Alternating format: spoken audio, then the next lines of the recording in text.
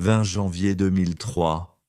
Le quadruple champion du monde, Craig Kelly, se place près de l'arrière d'une file de 21 personnes qui montent vers le sommet d'un couloir glacé. Pas de caméra, pas de foule, juste le bruit des bottes qui écrasent la neige alors qu'il monte sur la glace. L'itinéraire sous ses pieds est celui que son guide principal parcourt depuis 18 ans sans le moindre accident. La neige semble solide. Il fait un pas de plus, puis la montagne tremble et gronde violemment. Craig, le Michael Jordan du snowboard, et un père qui était à quelques jours de devenir guide certifié, se retrouve maintenant face à une catastrophe qu'il venait de passer 2 ans à apprendre à éviter. Ce snowboarder est déjà mort. Il ne le sait tout simplement pas encore. Ma plus grande peur, c'est de mourir, vraiment. Ouais, un vrai meurtre et je meurs, m'inquiéter pour quelque chose, et puis crever. Bienvenue dans l'extrême. En 1992, à l'époque où le prix d'un gallon d'essence était d'1$, Craig Kelly a fait quelque chose que vous qualifieriez probablement de fou. Il était le snowboarder le plus dominant au monde, avec 4 titres mondiaux et un contrat de plusieurs millions avec Burton Snowboards, les rois incontestés de l'industrie. Burton ne s'était pas contenté de le signer. Ils avaient reconstruit toute leur identité de marque mondiale autour de son image, quand il a soudainement décidé de tout abandonner. Il n'a pas arrêté à cause d'une blessure ou parce que les revenus s'étaient taris. Le sport connaissait un essor. Des contrats majeurs étaient encore proposés. Ses titres étaient encore récents. Et aux yeux de tous, il était à son apogée. Craig a arrêté pour la même raison qu'il avait commencé le snowboard au départ. En 1981, lorsqu'un garçon de 14 ans à Mount Vernon, dans l'État de Washington, a pris une planche de snowboard rudimentaire en bois dans un magasin de vélo juste pour l'essayer, il a ressenti quelque chose qu'il n'avait jamais ressenti auparavant. À cette époque, le snowboard n'était pas encore un sport. Il n'y avait pas de compétition, pas de rider professionnel, pas de prix en argent. Un snowboard n'était qu'une planche large avec des sangles pour les pieds, plus proche d'un jouet que d'un équipement sportif. La plupart des stations de ski refusaient même de les autoriser sur leur piste. Les seules personnes qui les utilisaient étaient des casse-cous et des adolescents aventureux. Craig Elmer Kelly était exactement ce genre d'adolescent. Il a grandi à Mount Vernon, dans l'État de Washington, dans le nord-ouest Pacifique, à environ 1h30 au nord de Seattle. Ses parents ont divorcé tôt et son père dirigeait une entreprise de déménagement. Donc Craig avait trop de temps libre et une envie de ne jamais se poser. Bien avant d'avoir vu un flocon de neige, Craig était un gamin du quartier en quête de sensations fortes. À 12 ans, il était un coureur BMX de niveau national. À 13 ans, il dévalait le bitume sur un skateboard. Mais en 1981, à 14 ans, il a trouvé la seule chose qui surpasserait toutes ses autres obsessions, un snowboard. C'était d'abord un passe-temps dans son jardin, mais cela n'a pas duré longtemps. 1 an plus tard, en 1982, il a emmené cette planche au mont Baker pour sa première grande sortie. Le mont Baker, à 3000 mètres d'altitude, est un sommet volcanique enseveli sous plus de neige chaque année que presque n'importe quel autre endroit sur Terre. Pour Craig, qui avait 15 ans, c'était le terrain d'essai ultime, mais c'était un monde qui ne voulait pas de lui. Skier là-bas seul est très technique et ne pardonne absolument rien, et le snowboard y était complètement interdit. La majorité des propriétaires de stations de ski le voyaient comme une nuisance. À cette époque, les planches de sancars métalliques empêchaient les snowboarders de s'arrêter ou de contrôler leur direction. Ils glissaient de façon imprévisible sur la trajectoire des skieurs comme un chariot de supermarché à roues cassées. Pour la plupart des propriétaires de stations, un adolescent sur un snowboard représentait un danger de 70 kg dévalant la pente. Mais cette année-là, le directeur général de Mount Baker, Duncan Howitt, lui-même casse-cou, a décidé de donner une chance au snowboard. Il n'a pas seulement laissé passer les snowboarders, il les a testés. Pour monter, Mount Baker dispose d'un système de câbles aériens qui transporte les skieurs du bas de la pente jusqu'au sommet. Quand vous arrivez en haut et débarquez, il y a une courte rampe raide qui vous ramène directement sur la pente et sur la trajectoire des autres skieurs déjà en train de descendre. Vous avez 3 secondes pour maîtriser votre planche, sinon vous risquez de percuter un autre skieur. Le test de Duncan pour les snowboarders consistait à franchir cette rampe de sortie proprement, sans devenir un danger pour les autres personnes sur la montagne. Si vous ne pouviez pas faire cela, vous n'étiez pas le bienvenu à Baker. Craig a réussi le test avec une telle facilité et fluidité que Duncan est passé de sceptique à défenseur du snowboard, se rendant à des réunions de stations de ski dans tout le nord-ouest pour dire aux autres propriétaires qu'ils avaient tort d'interdire ce sport. Sur la montagne, les compétences de Craig en snowboard ont beaucoup progressé. Il faisait des choses que personne n'avait jamais vues sur cette montagne auparavant.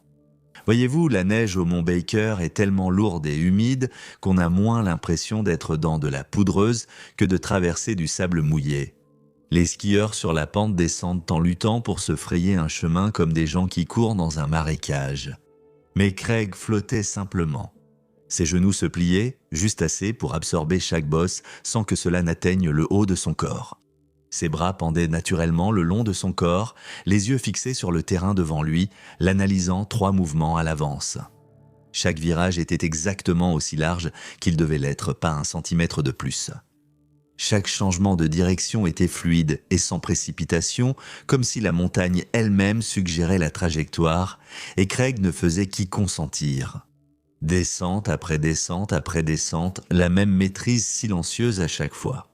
La nouvelle de son talent s'est tellement répandue qu'en 1983, alors que Craig n'avait que 17 ans, Tom Sims, l'un des fabricants de snowboard les plus respectés du pays, a fait un voyage spécial jusqu'à Mount Baker, spécialement pour le voir rider.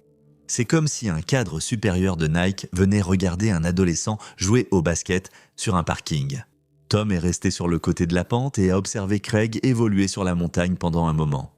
Ce qu'il a vu était tellement impressionnant qu'il a immédiatement remis à Craig un contrat ainsi que sa propre planche de snowboard. Il a dit « Quand j'ai vu la planche de snowboard de Craig, j'ai su qu'il était spécial ». Pour comprendre pourquoi il était aussi impressionné, il faut examiner les lois physiques en jeu dans ce qu'il faisait. La plupart des skieurs à Baker redoutèrent la neige lourde et mouillée qui se comportait comme des sables mouvants. Si un skieur n'avait pas assez de vitesse ou avait des skis étroits, il s'enfonçait dans la neige et la montagne le renversait littéralement. Mais Craig s'est rendu compte qu'une planche de snowboard, avec sa grande surface, était en fait l'outil parfait pour cet environnement spécifique. Il a découvert que s'il gardait sa planche à plat et sa vitesse élevée, il pouvait glisser sur le dessus de la neige mouillée et lourde comme un hors-bord sur un lac. Alors que les skieurs étaient de ralenti, Craig glissait dessus à des vitesses qui semblaient tout simplement impossibles. Son style était d'une précision clinique. Il utilisait le poids de son corps pour créer une carre virtuelle, s'inclinant dans les virages avec une précision d'ingénieur. Il calculait la courbe de ses virages dans sa tête avant même de s'incliner sur la planche. Au milieu des années 80, le snowboard était devenu un véritable sport de compétition, avec des concours officiels attirant les meilleurs riders du monde entier. L'équipement commençait enfin à répondre aux besoins des riders. Les planches se sont améliorées, les fixations aussi, le sport est devenu plus rapide, l'argent a commencé à affluer et Craig était au centre de tout cela. Parce que Craig, avec Jack Burton Carpenter, le fondateur de Burton Snowboards, a établi les normes de ce qu'une planche de snowboard pouvait réellement faire. Craig passait ses week-ends en montagne à tester les prototypes que Jack lui donnait et revenait avec des retours techniques détaillés sur le comportement de la planche, sa flexibilité, sa capacité à tailler des courbes et sa tenue de quart dans la neige épaisse. Il concevait essentiellement les outils que le sport utiliserait pour les 2 décennies suivantes. Les planches qu'ils ont construites ensemble ont établi la norme pour tout ce qui a suivi, et les résultats de ces heures d'entraînement se reflétaient dans ses performances. Voyez-vous, Craig Kelly ne se contentait pas de gagner. Il a régné sur le snowboard. L'US Open est devenu son terrain de jeu. C'est l'équivalent de Wimbledon pour le tennis, mais pour les snowboarders. Il a remporté presque toutes les compétitions auxquelles il a participé pendant un an. En remportant 3 US Open, consécutifs de 1987 à 1989, puis en devenant champion du monde, sans interruption, de 1988 à 1991. En 1992, Craig avait tout ce dont un jeune de 25 ans pouvait rêver. Il était millionnaire. Burton Snowboards, le plus grand nom de l'industrie, a construit toute son image de marque autour de lui. Il a été le premier snowboarder à apparaître dans une grande publicité télévisée.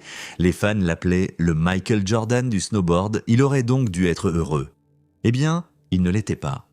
Voyez-vous, en 1988, il a pris une décision qui allait définir le reste de sa carrière.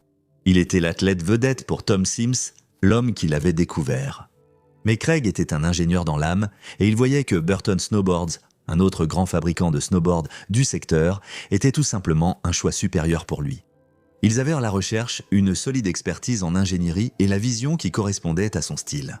Ainsi, en mai 1988, il a signé un contrat d'exclusivité de parrainage et de promotion sur plusieurs années, alors que son précédent contrat avec Tom Sims était encore en vigueur. Burton offrait plus qu'un simple salaire plus élevé.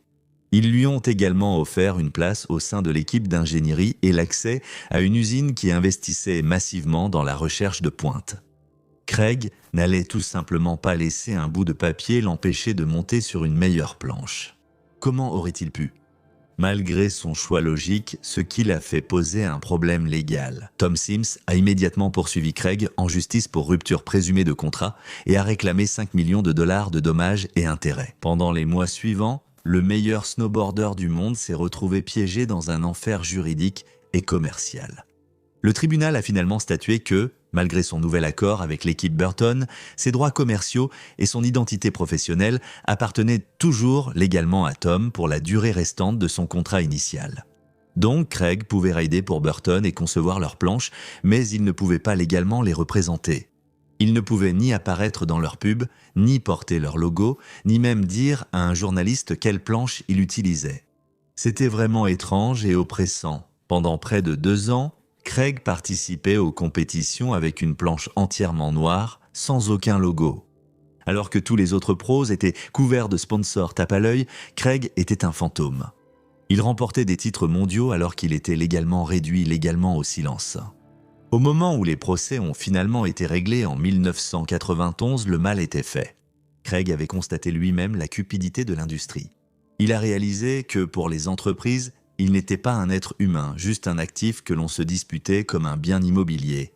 Le sport était aussi entré dans une phase étrange où la pratique elle-même devenait secondaire face à tout ce qui l'entourait. L'objectif était de faire quelque chose de plus grand, de plus spectaculaire, pour vendre plus de planches et faire la couverture de davantage de magazines. C'était trop pour lui. Alors, en mai 1992, au plus haut de sa puissance, il a fait quelque chose que l'industrie considérait comme insensé. Il est parti. Il a tourné le dos à des contrats de plusieurs millions de dollars alors qu'ils étaient encore sur la table. Aussi simple que ça. Il a évoqué la cupidité croissante et l'énergie négative. Mais la vérité, c'est qu'il était épuisé par un système qui avait transformé ce qu'il aimait en un produit. Les années suivantes furent les premières dans la vie de Craig où il n'avait ni emploi du temps, ni obligation et n'avait à être nulle part. Son contrat de marketing avec Burton Snowboards a été transformé en un parrainage à vie, le premier du genre dans l'histoire de ce sport. Il n'était plus payé pour gagner, il était payé simplement pour être Craig Kelly. Pour la plupart des athlètes, cela aurait été un plan de retraite. Pour Craig, c'était une bourse de recherche.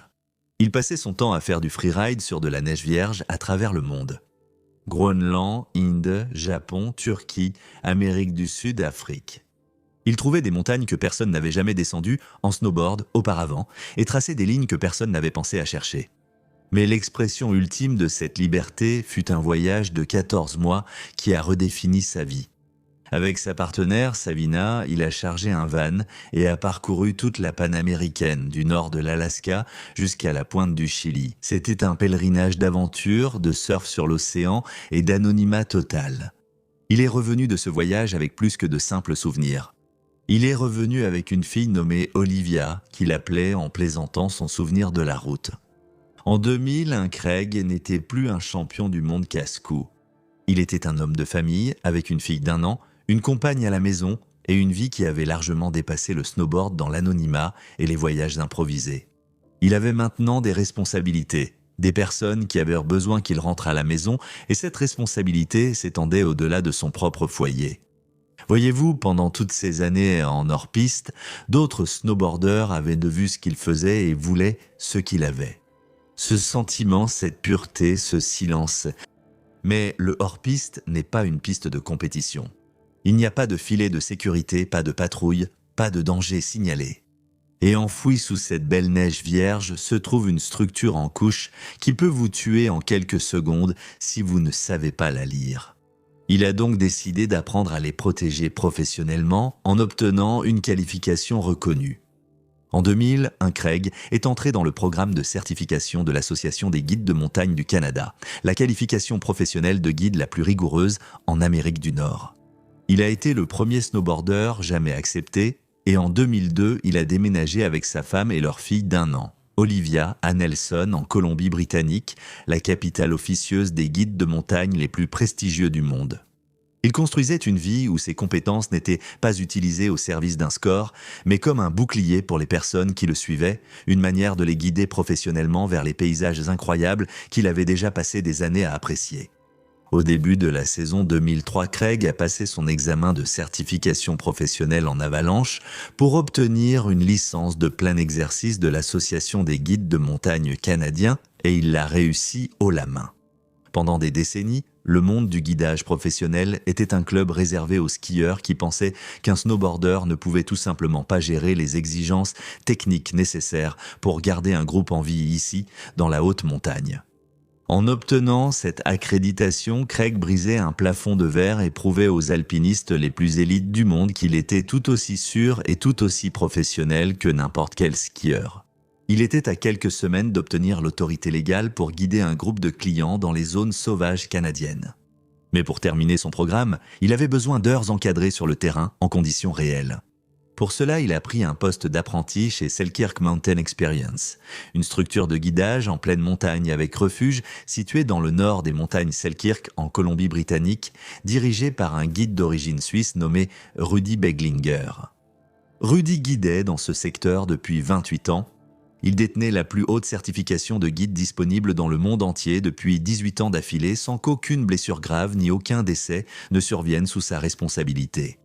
Ses invités avaient un surnom pour l'endroit, l'expérience militaire des Selkirk. Sa parole sur la montagne faisait loi. Pour le reste du monde, Craig Kelly était une superstar. Pour Rudy, il n'était qu'un autre apprenti qui devait prouver qu'il pouvait assumer l'écrasante responsabilité de la vie des autres. Craig a accepté les tâches ingrates. Il passait ses journées à faire des tâches que les champions du monde paient habituellement d'autres pour accomplir, comme déblayer et porter du matériel lourd. Il était l'élève parfait. Il écoutait ses professeurs et leur faisait totalement confiance. Il mettait son ego de côté et faisait ce qu'on lui demandait. Cette profonde confiance en ses mentors était censée le protéger. Cette humilité allait lui coûter cher d'une manière qu'il n'aurait jamais pu imaginer. Le 20 janvier 2003 à 8 heures du matin. Sur le glacier Durand, Craig s'est réveillé par un froid glacial. Une bonne journée selon tous les critères. Il a pris son petit déjeuner avec le reste du groupe au chalet, 20 autres personnes autour de la même table. La plupart d'entre eux étaient des guides de montagne et leurs clients, des pratiquants expérimentés du hors-piste, qui avaient fait le trajet en hélicoptère jusqu'à Durand, précisément pour des journées comme celle-ci. Le plan pour la journée était simple au départ. Le groupe allait monter jusqu'à un sommet appelé Fronalp. C'est un itinéraire que Rudy avait déjà parcouru des dizaines de fois avec des clients, sans incident. Cette journée ne devait pas être différente. Le groupe parti ce matin-là n'était pas composé de débutants. Rudy Beglinger avait 28 ans d'expérience en tant que guide dans ces montagnes précises et la certification de guide la plus élevée disponible dans le monde entier. Son assistant, Ken Wiley, avait 20 ans d'expérience en montagne. Parmi les 18 clients se trouvaient d'anciens élèves de cours de sécurité en avalanche, des pratiquants chevronnés du hors-piste et des professionnels ayant passé leur carrière en montagne. À L21, ces personnes totalisaient plus de 300 ans d'expérience en montagne sur ce glacier ce matin-là, avançant toutes ensemble en une seule file. Rudy ouvrait la marche. Ken Wiley, son assistant, fermait la marche. Et quelque part dans cette file avançant dans le silence du glacier se trouvait Craig, la tête baissée, juste un autre apprenti faisant son travail. Ce matin-là, l'Association canadienne des avalanches avait publié un bulletin public indiquant que le danger d'avalanche dans la région était considérable. L'association évalue le danger d'avalanche sur une échelle de 1 à 5. 1 indique une neige stable et un risque faible. 5 signifie que les avalanches sont certaines et qu'il ne faut surtout pas sortir. Considérable signifie qu'il y a de la neige instable. Une seule personne peut déclencher une avalanche, il faut donc être très prudent sur l'endroit où l'on va et le nombre de personnes sur une pente en même temps. Le bulletin a mis en garde spécifiquement contre les pentes alpines raides. En termes de montagne, raide signifie une pente suffisamment inclinée pour que la neige puisse y glisser. Et il comprenait cette phrase. Soyez attentifs à la façon dont les contraintes pénètrent plus profondément dans le manteau neigeux lorsque vous vous regroupez. Rudy avait vu ce bulletin, mais il se fiait davantage à sa propre évaluation du manteau neigeux. 3 jours plus tôt, il avait creusé un puits de sondage sur une pente voisine et n'avait rien trouvé d'alarmant. Les conditions lui semblaient, selon ses propres mots, super solides, super rassurantes, comme un parquet. Rudy n'était pas non plus abonné à InfoX, le réseau privé d'échange d'informations utilisé par presque tous les autres guides de montagne professionnels au Canada. Alors que le bulletin public donnait des avertissements généraux, InfoX était l'endroit où les guides des sommets voisins publiaient exactement ce qu'ils observaient dans leur propre puits de sondage.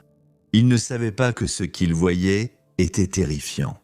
Ils voyaient des avalanches naturelles sur des pentes présentant exactement le même angle que celles que Rudy s'apprêtait à gravir et de la neige tombant à des endroits qui n'avaient aucun sens. Rudy n'avait aucun moyen de savoir tout cela. Devant eux, ils voyaient des montagnes s'élever, blanches et acérées. C'était un beau matin, froid, mais calme. Ce genre de journée rappelle pourquoi vous êtes venu ici. Ce matin-là, son groupe a continué à avancer sur le glacier Durand, dans l'air froid du matin en file indienne. Le seul bruit que l'on entendait ce matin-là était le léger grincement des fixations de ski et le doux craquement de la neige sous les pieds. Mais 2 heures après le début de la randonnée, la montagne a commencé à se comporter étrangement. Du moins pour eux, la communauté InfoX savait exactement ce qui allait arriver. Pour commencer, Rudy et Craig ne voyaient pas bien. Leur visibilité diminuait, les vents d'altitude se levaient. En montagne, ce n'est pas seulement une gêne, c'est un danger. Vous pouvez tomber d'une crête ou vous désorienter par jour blanc. Rudy a alors pris une décision qui semblait judicieuse. Il a abandonné le plan Fronalp. À la place, il a décidé que le groupe se dirigerait vers une zone juste au-dessus d'eux, appelée la Traviata. Cette zone était abritée du vent par les hautes parois d'un immense couloir. Pour Rudy, c'était l'option la plus sûre. Il avait descendu la Traviata à ski des centaines de fois sans incident, et il savait que les parois les protégeraient de tout vent fort. Mais, alors que Rudy et le groupe approchèrent de la zone, ils ont vu quelque chose qui aurait dû tous les arrêter net. Une large cicatrice traversait directement leur chemin dans la neige, là où une avalanche avait déjà dévalé la pente. Et cela semblait très récent. Le champ de débris était là, bien visible. Des morceaux de neige étaient éparpillés sur la montagne comme si quelqu'un avait vidé un seau de glace d'en haut. Certains étaient de la taille de valises, d'autres de la taille de petites voitures. C'était le signe le plus évident que cette zone était dangereusement instable.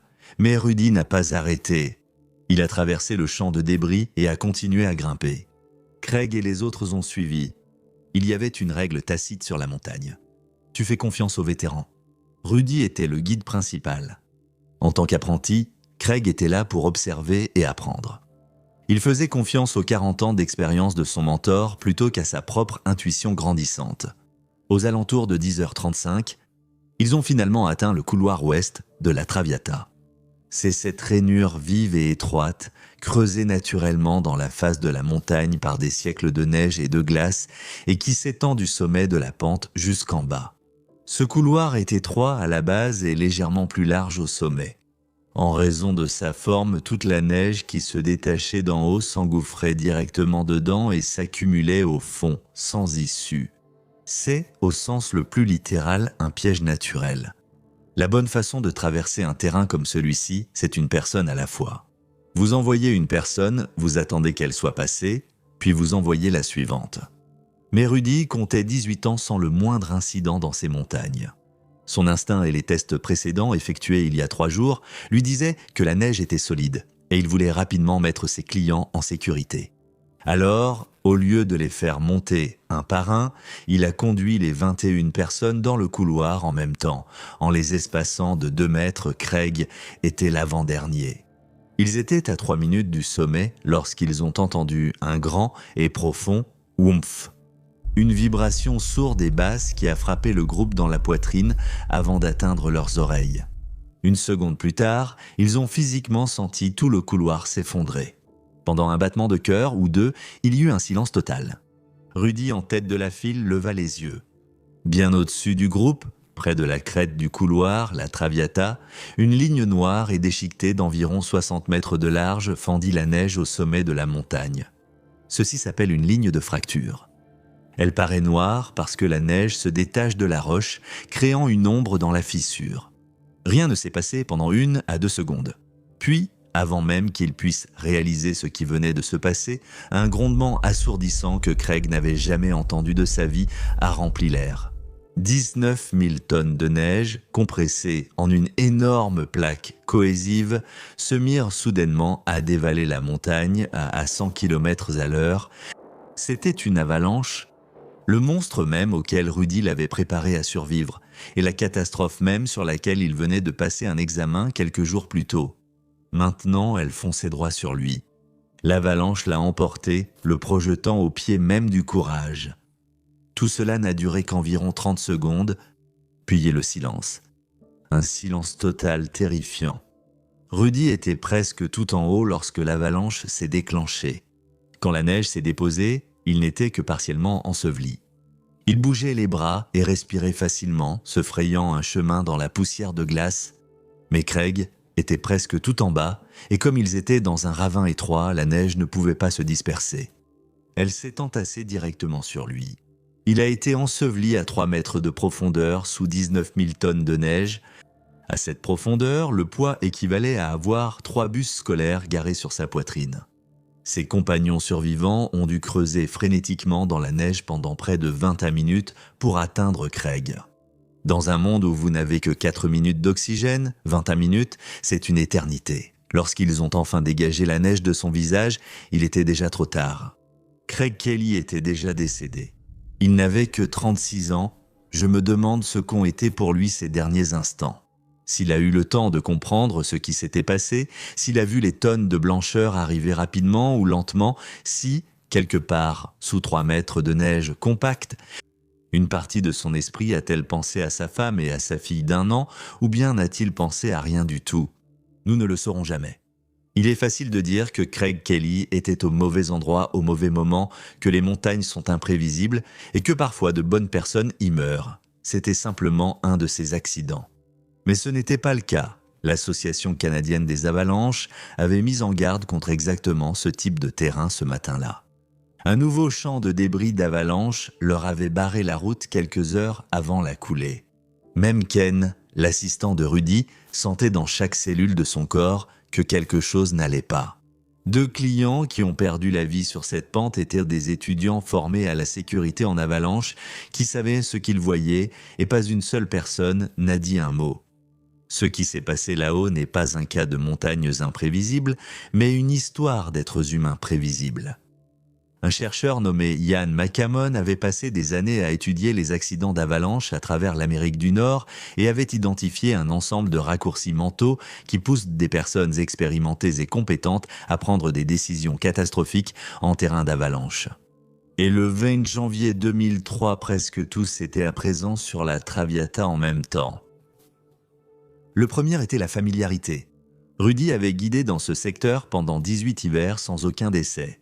Ce bilan était l'information la plus déterminante qu'il possédait et elle l'orientait exactement dans la mauvaise direction.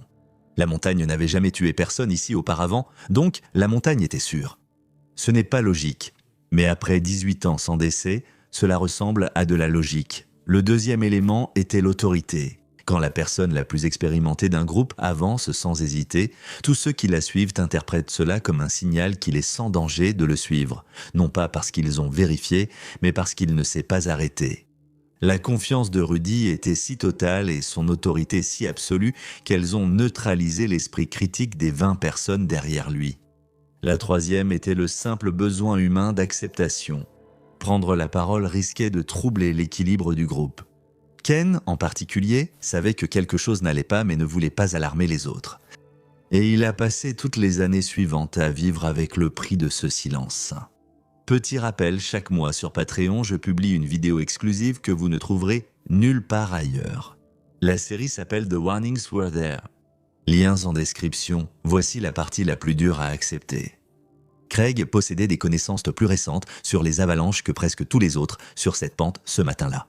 Je veux dire, Il a passé 2 ans à étudier exactement le genre de conditions qui existaient sur la Traviata ce jour-là. Mais il n'avait que 3 semaines d'apprentissage. Dans cette hiérarchie, l'apprenti observe, l'apprenti apprend. L'apprenti ne remet pas en question le maître guide avec 28 ans d'expérience et un dossier irréprochable. L'homme, qui est retourné à l'école pour protéger les autres, a été tué par la chose qu'il était revenu à l'école pour empêcher et il n'a jamais eu la légitimité de dire un mot à ce sujet. Ce n'est pas une histoire de montagne, c'est une histoire humaine. Et cela se produit partout où l'expérience est au sommet d'une hiérarchie et où le silence est tout en bas. 7 personnes sont mortes sur la Traviata ce matin-là. Les autorités ont classé les 7 décès comme accidentels. Aucune accusation criminelle n'a été déposée. Rudy lui-même n'a jamais assumé ses responsabilités. Il a déclaré publiquement ne pas se sentir responsable de cet accident. Je pense que c'était un pur accident que personne n'aurait pu prévoir. Selkirk Mountain Experience a continué ses activités. Mais Ken Wiley n'a pas pu oublier aussi facilement. Dans les années qui ont suivi la Traviata, son mariage s'est effondré. Il a quitté le métier de guide et a pris un poste de bureau à l'Association canadienne des avalanches. Pendant une décennie, il a pris la parole devant des auditoires et a publiquement soutenu ce qu'il a ensuite appelé le mensonge, à savoir que les montagnes provoquent de temps en temps des tragédies et que ces choses sont inévitables.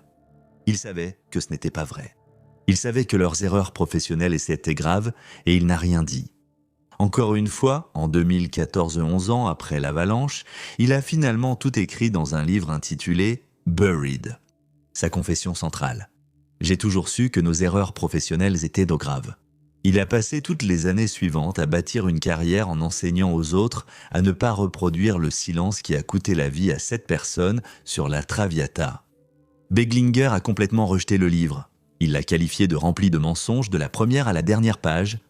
Les 2 versions n'ont jamais pu être conciliées. Quelle que soit la vérité, la catastrophe a changé à jamais la sécurité face aux avalanches au Canada. Toutes les opérations commerciales de hors-piste ont été obligées de s'abonner aux services de partage d'informations que Rudy n'utilisait pas.